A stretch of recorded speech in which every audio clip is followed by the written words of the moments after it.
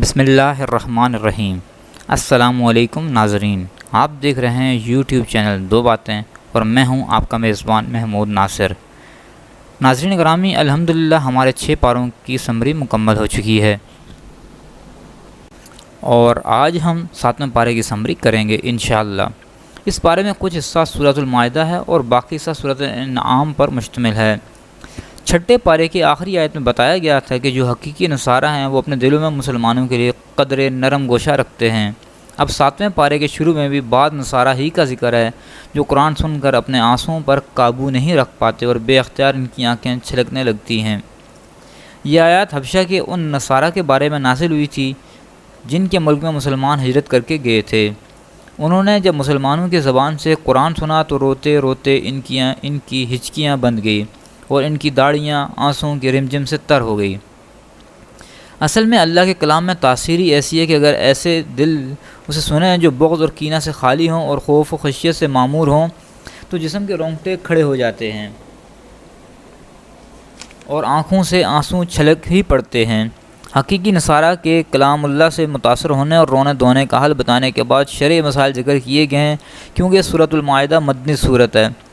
جیسے مکی صورتوں میں عام طور پر عقائد سے بحث ہوتی ہے، یوں ہی مدنی صورتوں میں تفصیل کے ساتھ اور کہیں اختصار کے ساتھ تشریعی امور سے بحث ہوتی ہے۔ یہاں جو مسائل و احکام ذکر کیے گئے ہیں وہ کچھ یوں ہیں۔ کسی چیز کو حلال یا حرام قرار دینے کا اختیار صرف اللہ کے پاس ہے، اس لیے مسلمانوں کو حکم دیا گیا ہے کہ جن پاکیزہ چیزوں کو اللہ تعالیٰ نے حلال قرار دیا ہے تم نہ تو انہیں حرام سمجھو اور نہ ہی ان کے استعمال سے اعتراض کرو۔ اصل میں اسلام اعتدال کا دین ہے جس میں نہ افراط ہے اور نہ ہی تفریط، نہ غلو ہے اور نہ ہی کمی کوتاہی۔ اس لیے اسلام اس بات کو پسند نہیں کرتا کہ پاکیزہ چیزوں سے اجتناب کو تقویٰ اور کمال کا سبب سمجھا جائے، اور نہ ہی اس بات کی اجازت دیتا ہے کہ حرام اور حلال کے فرق کو ہی ختم کر دیا جائے اور بے دریغ ایسی چیزوں کا استعمال شروع کر دیا جائے جنہیں اللہ نے حرام ٹھہرایا ہے۔ لوگ قسم پر کوئی دنیوی مواخذہ نہیں۔ لوگ قسم یہ ہے کہ کوئی شخص کسی کام کے ہونے یا نہ ہونے کے بارے میں اپنے خیال کے مطابق سچی قسم کھائے حالانکہ وہ کام اس کے گمان کے خلاف تھا۔ البتہ ایسی قسموں پر کفارہ کی صورت میں مواخذہ ہوگا جو مستقبل میں کسی کام کے کرنے یا نہ کرنے کے بارے میں کھائی جائیں اور پھر انہیں پورا نہ کیا جائے۔ شراب، جوا، بت اور پانسے قطعی حرام اور شیطانی عمل ہیں۔ ان کے ذریعے شیطان مومنوں کے دلوں میں بغض و عداوت کے بیج بوتا ہے اور انہیں اللہ کے ذکر اور نماز سے روک دیتا ہے۔ یہاں پر یہ مسئلہ بھی ہے کہ احرام کی حالت میں خشکی کا شکار جائز نہیں، البتہ سمندر اور دریا میں رہنے والے جانوروں کا شکار حالت احرام میں بھی جائز ہے۔ احرام کی مناسبت سے اللہ تعالیٰ نے بیت الحرام یعنی کعبہ اور شہر حرام کا بھی تذکرہ کیا ہے۔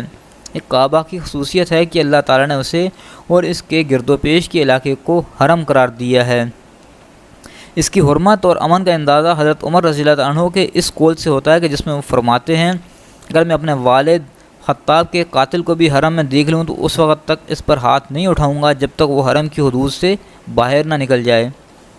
زمانۂ جاہلیت میں مشرکین نے بہت سارے جانور بظام خویش حرام قرار دے رکھے تھے اور ان کے لیے مخصوص نام بھی تجویز کر رکھے تھے، مثال کے طور پر بحیرہ، صائبہ، وسیلہ اور حام۔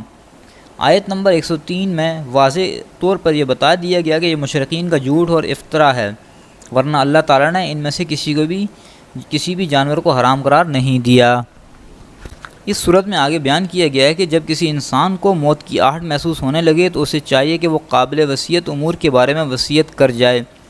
اس وصیت پر 2 قابل اعتماد شخصوں کو گواہ بنا لیا جائے تاکہ کل کلاں اگر اختلاف ہو جائے تو ان کی گواہی کی روشنی میں فیصلہ کیا جا سکے۔ حلال اور حرام کے ان مسائل کے بعد قیامت کے دن کی منظرکشی کی گئی ہے جب تمام رسولوں کو جمع کر کے ان سے سوال کیا جائے گا کہ جب تم نے میرا پیغام میرے بندوں تک پہنچایا ہے تو تمہیں کیا جواب دیا گیا۔ انبیاء کے ساتھ سوال و جواب کے تناظر میں حضرت عیسیٰ علیہ السلام کا خاص طور پر تفصیلی تذکرہ کیا گیا ہے جس میں بتایا گیا ہے کہ اللہ تعالیٰ قیامت کے دن سیدنا مسیح علیہ السلام کو اپنے احسانات یاد دلائیں گا۔ ان احسانات میں معاہدہ والا قصہ بھی مذکور ہے جب حواریوں نے حضرت عیسیٰ علیہ السلام سے درخواست کی تھی کہ آپ اللہ سے درخواست کریں کہ وہ ہمارے لیے آسمان سے معاہدہ نازل فرمائے، یعنی ایسا دسترخوان جس میں کھانے پینے کی مختلف آسمانی نعمتیں سجی ہوئی ہوں۔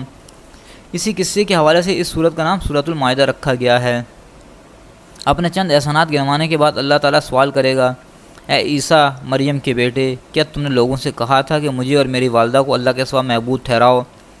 حضرت عیسیٰ علیہ السلام بارگاہ جلال میں عرض کریں گے کہ تو پاک ہے، میرے لیے یہ مناسب نہیں تھا کہ میں ایسی بات کہتا جس کے کہنے کا مجھے حق ہی نہیں۔ پھر عرض کریں گے کہ میں نے تو انہیں ایک اللہ کی عبادت کا حکم دیا تھا، اگر انہوں نے میرے حکم کی نافرمانی کی ہے تو آپ کو اختیار ہے، چاہیں تو انہیں سزا دیں اور چاہیں تو معاف کریں۔ قیامت کے دن کی منظرکشی اور اللہ کی ہماگیر سلطنت کے تذکرے پر سورۃ المائدہ کا اختتام ہو جاتا ہے۔ اس کے بعد سورۃ الانعام آتی ہے۔ سورہ مائدہ کے بعد 7ویں پارے کے دوسرے پاؤ سے سورۃ الانعام کا آغاز ہوتا ہے۔ اس صورت میں 165 آیات ہیں اور 20 رکوع ہیں۔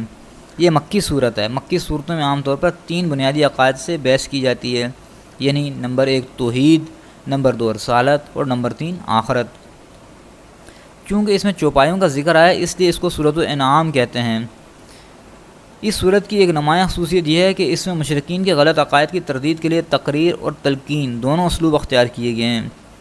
اسلوب تقریر کا مطلب یہ ہے کہ اللہ تعالیٰ کی توحید اور قدرت و عظمت کے دلائل کو ایسے مسلم اصولوں کی صورت میں پیش کیا جاتا ہے کہ ان کا انکار ایسا انسان کر ہی نہیں سکتا ہے جسے اللہ تعالیٰ نے قلب سلیم اور عقل صحیح سے نوازا ہو۔ آپ اس صورت کا مطالعہ فرمائیں تو آپ کو وقفے وقفے سے ایسی آیات ملیں گی جن میں زمین و آسمان میں اللہ تعالیٰ کے موجود ہونے، بندوں پر اس کے غلبے اور ظاہر و باطن کا عالم ہونے کا یوں ذکر کیا گیا ہے کہ گویا دعووں کو مشرکین بھی تسلیم کرتے ہیں۔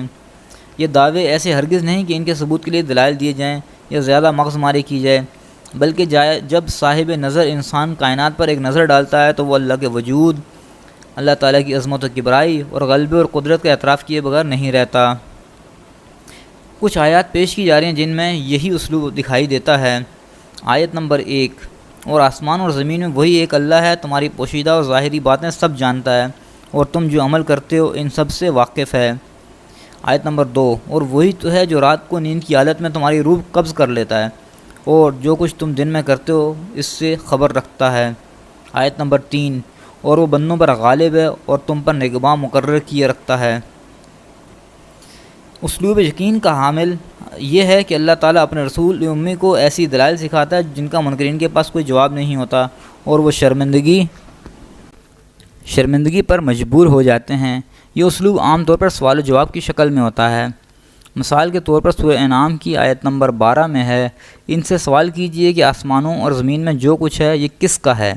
ظاہر ہے کہ دل سے تو مشرکین بھی تسلیم کرتے تھے کہ سب کچھ اللہ ہی کا ہے، لیکن زبان سے اعتراف کرنے میں انہیں حجاب آتا تھا، اس لیے فرمایا گیا کہ آپ خود ہی جواب دیجئے کہ سب کچھ اللہ ہی کا ہے۔ اسی طرح دوسرا سوال آیت نمبر 19 میں ہے، ان سے پوچھو کہ سب سے بڑھ کر کس کی شہادت ہے؟ اس کا جواب ہے کہ کہہ دیجئے کہ اللہ ہی میرے درمیان اور تمہارے درمیان گواہ ہے۔ تقریر اور تلقین کے دونوں اسلوب سورہ انعام میں پہلو بہ پہلو چلتے ہیں۔ اس صورت کی ابتدا اللہ کی حمد و ثنا اور عظمت اور توحید سے ہوتی ہے۔ توحید کے ساتھ ساتھ رسالت کا ذکر بھی ہوتا ہے۔ چنانچہ بتایا گیا کہ منکرین کی عادت یہ ہے کہ رسول اللہ صلی اللہ علیہ وسلم جو بھی دلائل و براہین ان کے سامنے پیش کرتے ہیں یہ ان سے اعراض کرتے ہیں اور جواب میں کٹ حجتی کے طور پر کہتے ہیں اس نبی پر کوئی فرشتہ کیوں نہیں اتارا گیا۔ توحید اور رسالت کے بعد بعث و جزا کا ذکر ہے۔ فرمایا گیا ہے کہ تمہیں اللہ قیامت کے دن ضرور جمع کرے گا، اس میں کوئی شک نہیں۔ یہ تینوں مضامین سورۃ انعام میں بدل بدل کر تلقین اور تقریر کے اسلوب سے چلتے جاتے ہیں، یہاں تک کہ بات ابو الانبیاء حضرت ابراہیم علیہ السلام تک جا پہنچتی ہے۔ اس میں کوئی شک ہی نہیں کہ حضرت خلیل علیہ السلام شرک میں ڈوبی ہوئی دنیا میں روشن مینار تھے۔ انہوں نے جب سورج، چاند، ستاروں اور ہاتھوں سے بنائے گئے اصنام کو معبود تسلیم کرنے سے انکار کر دیا اور رب واحد کی کبرائی پر ایمان کا اعلان کیا تو انہیں سب سے پہلے اپنے والد ہی کی مخالفت کا سامنا کرنا پڑا، مگر انہوں نے اس مخالفت کی کوئی پرواہ نہ کی اور دعوت توحید کا سلسلہ جاری رکھا۔ یہی دعوت دوسرے انبیاء نے بھی اپنے اپنے زمانے میں دی۔ سورہ انعام میں ان انبیاء میں سے 18 کے نام مذکور ہیں۔ ان سب کو وحی سے مشرف کیا گیا ہے۔ اس کے علاوہ بھی بے شمار انبیاء دنیا میں آئے ہیں لیکن ان کے نام قرآن مجید میں مذکور نہیں ہیں۔ وحی اور نبوت کے بعد دوبارہ ایسے دلائل ذکر کیے ہیں جو خالق کے وجود، اس کے علم، قدرت اور حکمت کے کمال پر دلالت کرتے ہیں۔ ان دلائل سے اس طرح متوجہ کیا گیا کہ مقصود حضور اکرم صلی اللہ علیہ وسلم کی ذات و صفات اور اس کے افعال کی معرفت ہے، لیکن مکہ کے کفار ان دلائل میں تو غور و فکر نہیں کرتے تھے، البتہ مختلف قسم کے معجزات کا مطالبہ کرتے رہتے تھے۔ اگر ہمیں فلاں معجزہ دکھا دیا جائے تو ہم ایمان قبول کر لیں گے، حالانکہ ان کی یہ باتیں زبانی جمع خرچ اور دفع الوقتی کے سوا کچھ نہ تھے۔ حقیقت یہ ہے کہ صاحب طلب معجزہ کا مطالبہ نہیں کرتا، وہ جدھر نظر اٹھاتا ہے اسے اللہ کے وجود اور قدرت کی نشانیاں واضح طور پر دکھائی دیتی ہیں۔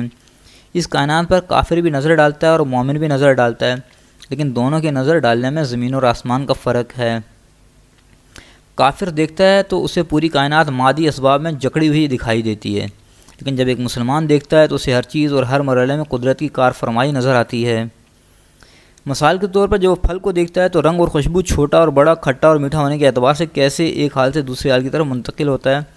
ابتدا میں کوئی کڑوا اور نمکین ہوتا ہے، کوئی کھٹا یا پھیکا، لیکن جوں جوں وہ پکتا جاتا ہے اس میں مٹھاس اور لذت آتی جاتی ہے۔ جب ایک مومن ایمانی نظر سے دیکھتا ہے اور غور و تدبر کرتا ہے تو بے سختہ پکار اٹھتا ہے، سبحان اللہ۔ اسی لیے یہاں زمین سے اگنے والی مختلف چیزوں اور پھلوں کا ذکر کرتے ہوئے فرمایا گیا، یہ چیزیں جب پھیلتی ہیں تو ان کے پھلوں پر، اور جب پکتی ہیں تو ان کے پکنے پر نظر کرو، ان میں ان لوگوں کے لیے جو ایمان لائیں اللہ کی قدرت کی بہت ساری نشانیاں ہیں۔ یہاں پر ہمارا پارہ نمبر 7 مکمل ہوا چاہتا ہے۔ اپنا اور چینل 2 باتوں کا خیال رکھیے گا۔ ملتے ہیں انشاءاللہ پارہ نمبر 8 کی سمری میں، اس وقت تک اللہ حافظ۔